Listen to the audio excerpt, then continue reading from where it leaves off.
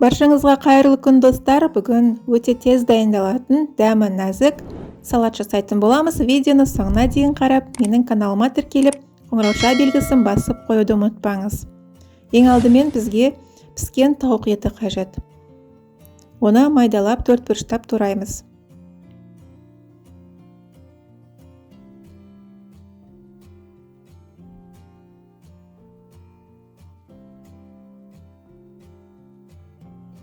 Барлығын турап болған соң үлкенде ыдысқа саламыз.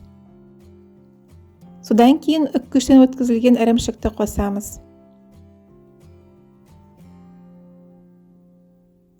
Консервілеген горохты саламыз. 4 жұмыртқаның ақ уызын сары уызынан ажыратамыз. Жұмыртқаның ақ уызын майда үккіштен өткіземіз. Ал сары уызынан біз салатқа арналған соус дайындаймыз.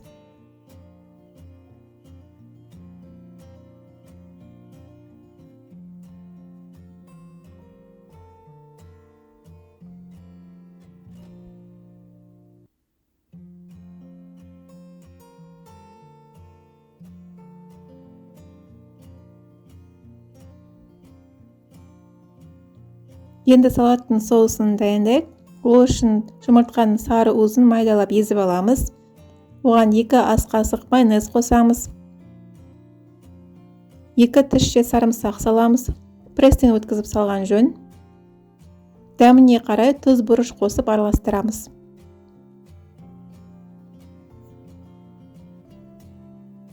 Барлығын жақсы араластырып болған соң, салатқа салып, салатты жақсылап бір араластырып аламыз.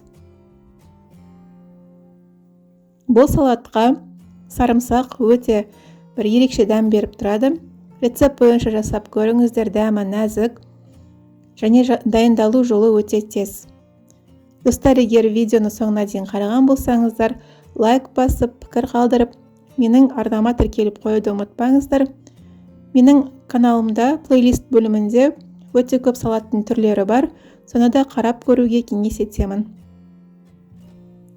Салатты әдемілеп ыдысқа салып, үстінен егерде дастарханға қоятын болсаңыздар, үккіштен ірімшікті өткізіп, сәндеп қоюға болады. Рецепт ұнаса, видео ұнаса лайк басып, пікір қалдырып, менің арнама тіркеліп қоюды ұмытпаңыздар. Алдағы уақытта мен сіздерді өте көп рецепттермен қуантатын боламын. Ас болсын, сау болыңыздар.